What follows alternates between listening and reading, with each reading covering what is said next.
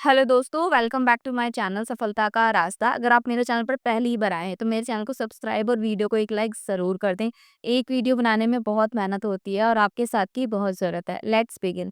आज हम डिस्कस करेंगे SBI long term equity fund के बारे में। जैसा कि मैंने पहले भी डिस्कस किया है कि हमें इन्वेस्टमेंट ज़रूर करनी चाहिए, साथ ही साथ अपनी इन्वेस्टमेंट को डाइवर्सिफाई भी ज़रूर करना चाहिए।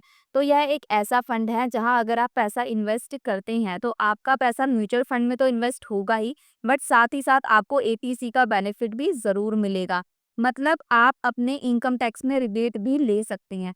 तो यह फंड है एसबीआई का SBI long term equity fund, क्योंकि यह एक ईएलएसएस कैटेगरी का फंड है तो यहाँ पर इसमें 3 साल का लॉकिंग ज़रूर रहेगा। मतलब अगर आपने इस फंड में इन्वेस्ट कर दिया है तो आप 3 साल से पहले अपने पैसों को विड्रॉल नहीं कर सकते। यह फंड 31 मार्च 1993 को लॉन्च हुआ था।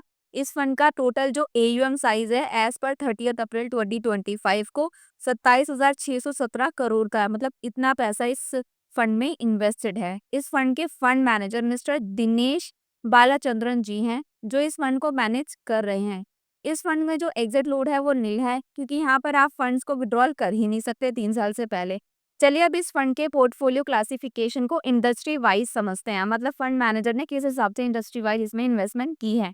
फाइनेंशियल सर्विसेज में 28.87%, oil gas and consumer fuels में 11.55%, इंफॉर्मेशन टेक्नोलॉजी में 9.75%, हेल्थ केयर में 6.70%, ऑटोमोबाइल एंड ऑटो कंपोनेंट्स में 5.72%, फास्ट मूविंग कंज्यूमर गुड्स में 5%, कैपिटल गुड्स में 4.93%, मेटल एंड माइनिंग में 4.13%, कंज्यूमर सर्विसेज में 3.14%, पावर में 3.03%, कंस्ट्रक्शन मटेरियल में 2.02%, टेलीकम्युनिकेशन में 2%, केमिकल्स में 1.25%, कंज्यूमर ड्यूरेबल्स में 1%, रियलिटी में 0.76%, सर्विसेज में 0.65%, कंस्ट्रक्शन में 0.35%, सॉवरेन में 0.14%, कैश इक्विवेलेंट टू अदर्स में 9% पैसे इन्वेस्टेड है। चलिए अब इस फंड के रिटर्न्स को समझते हैं।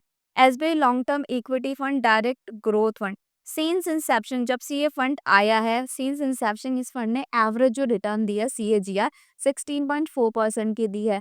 लास्ट 5 ईयर्स की रिटर्न्स जो है वो 25.5%, लास्ट 3 ईयर्स की रिटर्न 25.9% है। लास्ट 1 ईयर की रिटर्न माइनस में आए। लास्ट 1 ईयर से आप देख रहे होंगे स्टॉक मार्केट परफॉर्म नहीं कर रही है, 0.8% है। आप इस फंड के रिटर्न को देख सकते हैं।